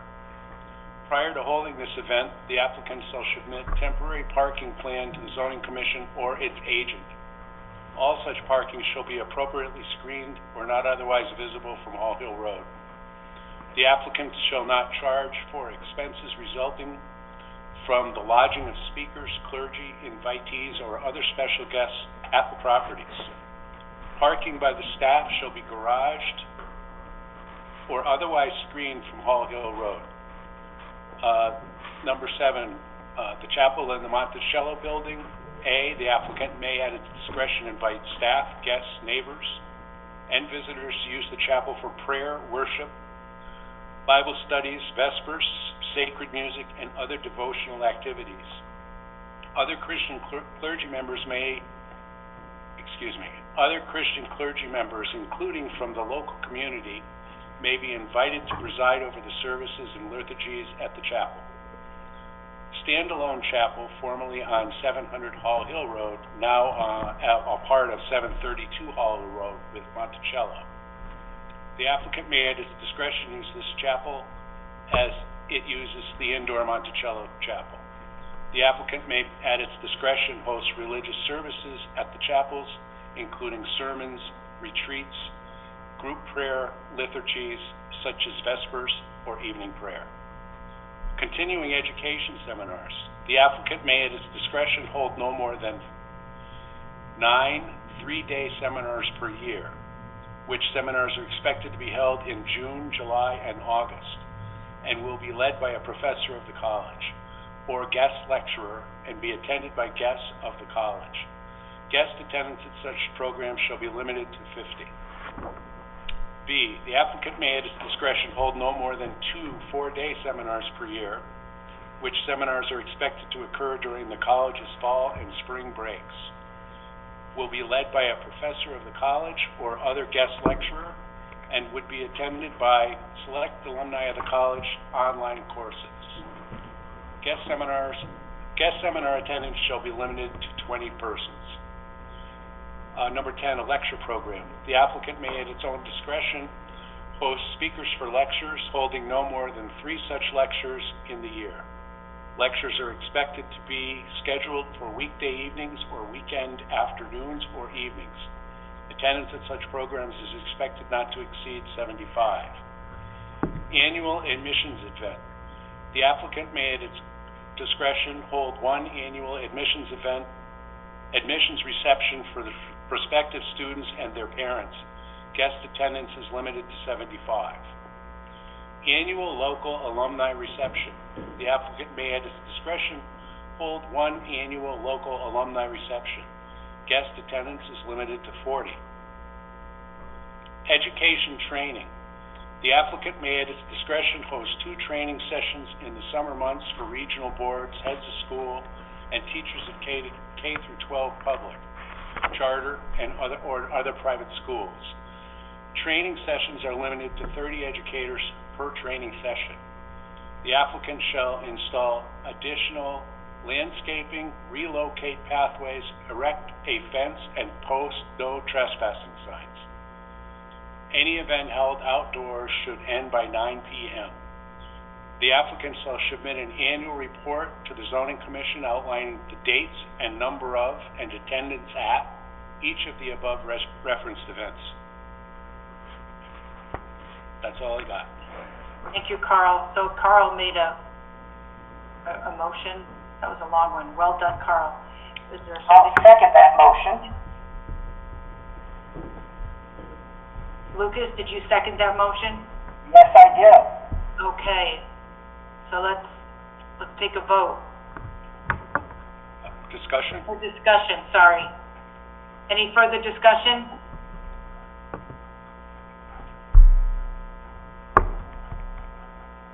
Without any further discussion, we can vote on this application?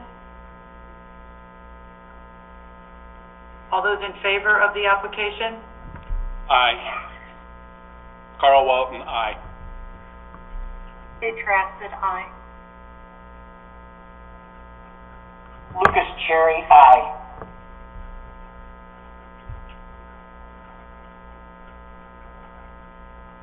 Jill Conklin, aye.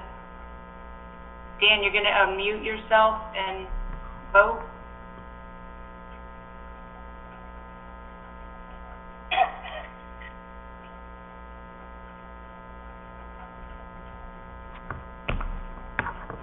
give us a thumbs up, Dan, something? Thumbs up, thumbs down? There you go. I vote yes also. So it looks like that's unanimous, so I'm not even gonna ask for any opposition because, looks like it passes unanimously.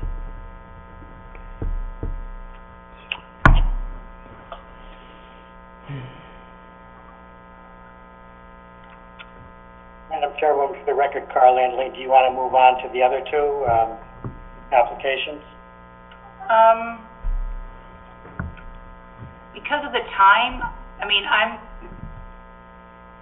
not opposed to tabling it to another night. That's chairwoman, you're the chairwoman, so I support that too, that's, you know.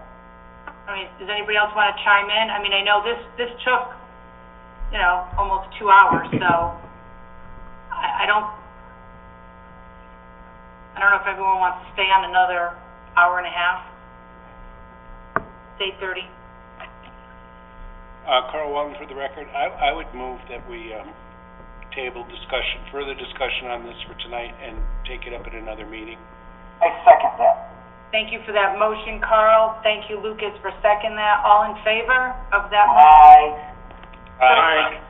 When would we, before we vote on this, let's have a discussion on when we would take this back up. At our next regular meeting? No, that's too far in the future. Okay, so you wanna set us, Carl wants to say something.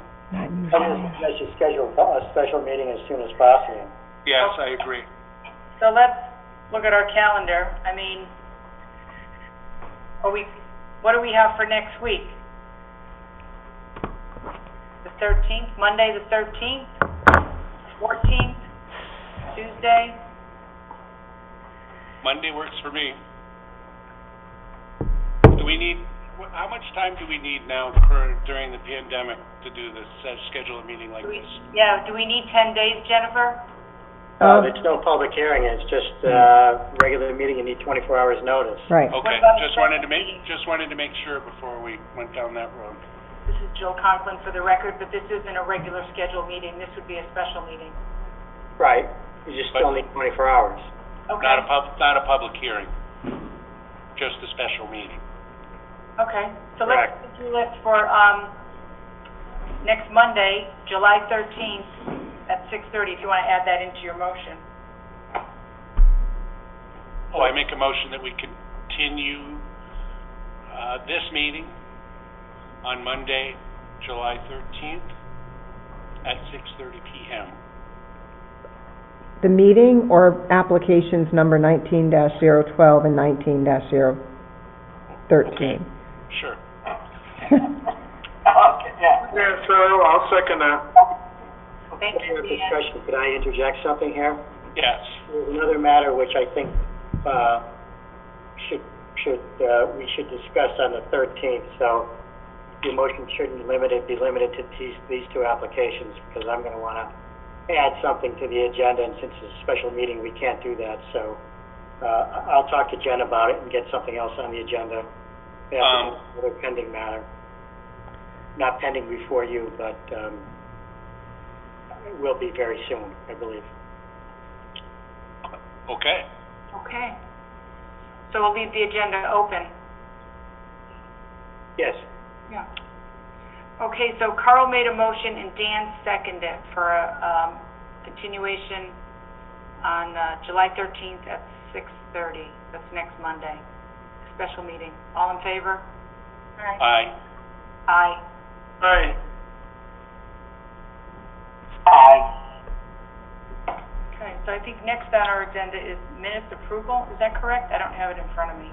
Before we go beyond where we are, I'd like to make a motion to add an agenda item for discussion, which is to have a conversation about getting together to make sure we work on the farm winery regulation. Yes. We need to take care of it either as a group or as a subcommittee if that's possible. And since we have the town attorney here, we can find out if that's doable.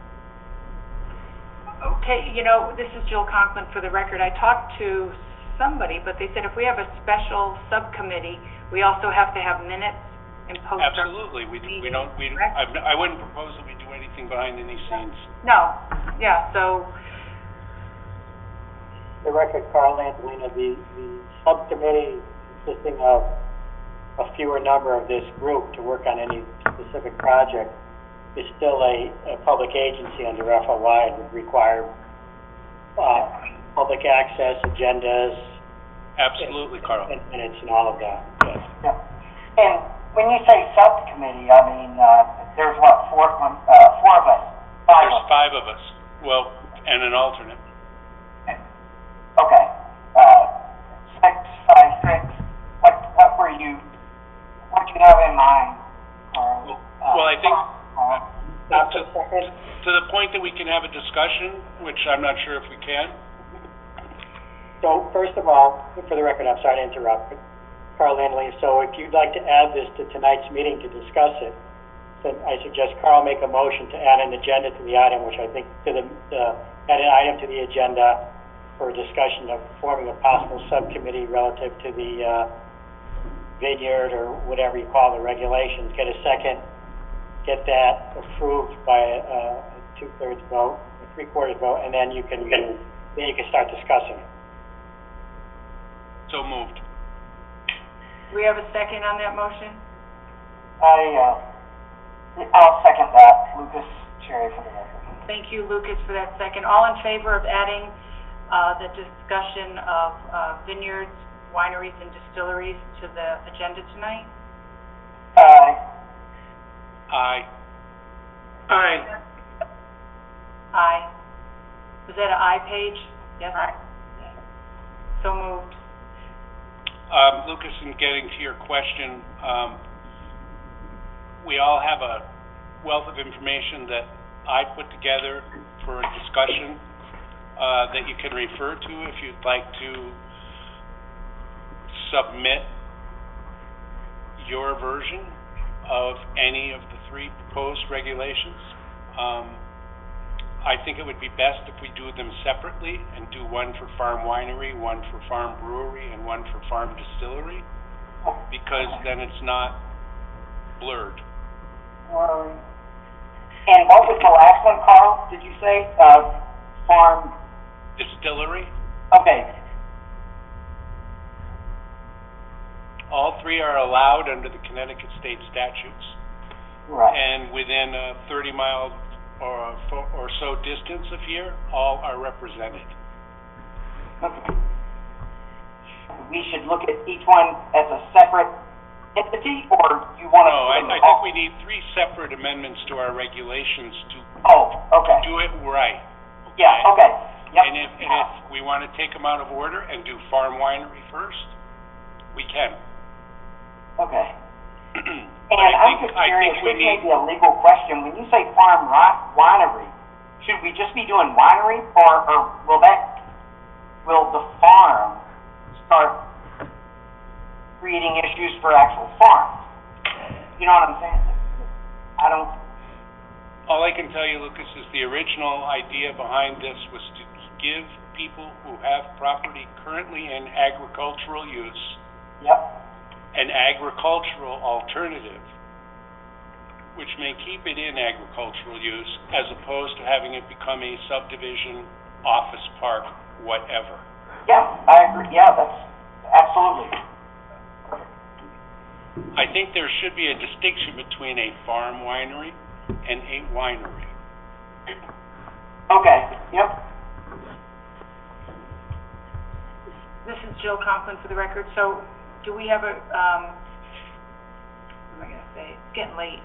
Yeah. I know. Yeah, I was up at 6, so I'm like. So do we wanna set up a subcommittee for this, or do we wanna all meet on this? I mean, Carl has sent us what he has. We can look it over. We can, ask for outside help as well. I think it serves us in the town if we get it out of the way. Yes. Yes. And I would agree with Carl, this is Jill Conklin for the record, I would agree with Carl Walton and say we should address the farm wineries and wineries first, because we've had that text amendment before us, and I think we need to, get that done sooner than later, and then we can talk about the breweries and distilleries down the road at a regular meeting. We don't have to do a special meeting for that. I mean, I think, Carl Walton again for the record, I think if we all utilize the information that I distributed, which is state statutes that'll give us the option to offer this as an alternative land use, of examples of regulations that are present in other communities, that we should be able to put together a draft document that would be easier for all, a subcommittee or a group of us. Ultimately, we all have to agree to it. But we just need to get it done. Yeah. So Carl, this is Jill Conklin for the record. Are you thinking we should have another meeting this month, or are you saying we should meet in August when we don't normally meet? I think we need to meet before then, if we can. I mean, certainly Well, we're gonna that would meet. be a special meeting just for this. Yeah, it would be a single agenda meeting item, a single agenda item type of meeting, and hopefully we'd be able to get through it. But everybody has to come to the meeting prepared if we expect that to happen. Correct. Okay? Yes. I know what I sent everybody. I'm not sure everybody knows what I sent everybody.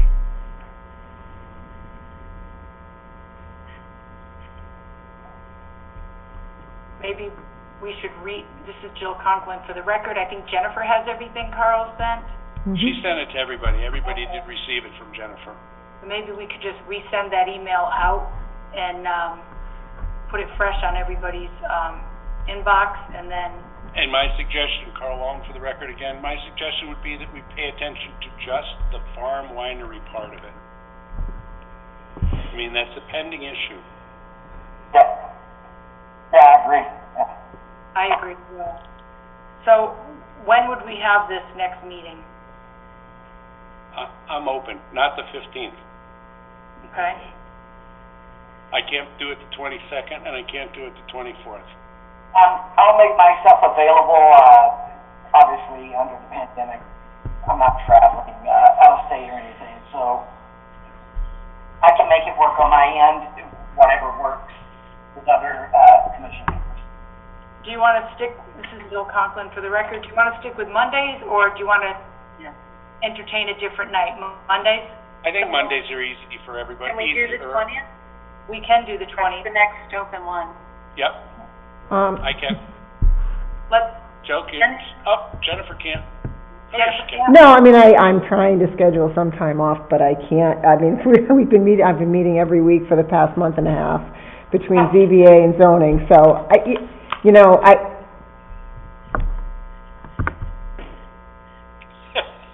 you go with the majority, and if I can't make it, go with the majority, and if I can't make it, I'll appoint somebody else to do the Zoom. Jim LaFleur. Yeah, I'm not trying to be, sarcastic. And we're not trying to get you to rearrange your life schedule. Right. No, I eat, sleep, and breathe summers, zoning. She's entitled. She gets paid for it, Lucas. Yeah. I do. Oh. But I'm not home, I have a 30-minute drive, is my only thing. Yeah. So when I come in at 8 a.m. and I'm here till 10 at night, it's kind of You could a long Zoom from time. home. Yeah. I'm gonna actually try, that's my next thing, is to ask him if I can, start, but I also stream, so I don't know if I have to be here for streaming, I think. So, I'll see. I'll work on it, you guys schedule what you need to schedule. Yeah, so let's pick a date. Do you want to do the 20th? Is that what we're saying? The 20th would work for me. Yeah, I don't think it's gonna be... Yeah, that would be good. Okay, so... Lucas, I'm good with that. 6:30 on the 20th? 6:30 Come prepared on the for a 20th. conversation? Yeah. Yep. And, this would be for, I guess, Carl, and Jennifer. If we have, Carl, the way you shared, the documents with us, if we have, some information, should we just send them to you, Jennifer, and you'll send them out to everyone, or? That would be the easiest way to do it, Lucas. Well, only if I can get the laptop connected. No, I mean, for, if he goes through the information I sent and comes up with his ideas, puts them on paper, if I already have those before we start this meeting, that's gonna be a big help. Well, he wanted me to share it on the screen, the same as... I met with everybody before. Oh, okay, yep, We couldn't do that without Evan. right. Yeah. Evan, you just found a new hourly. Yeah, I'm your new tech guy. You are.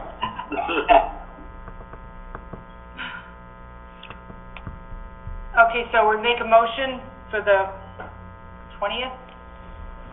I would make a motion that we have a special meeting on the 20th with the prime target for discussion being to develop and get together a farm winery regulation. Lucas, for the record.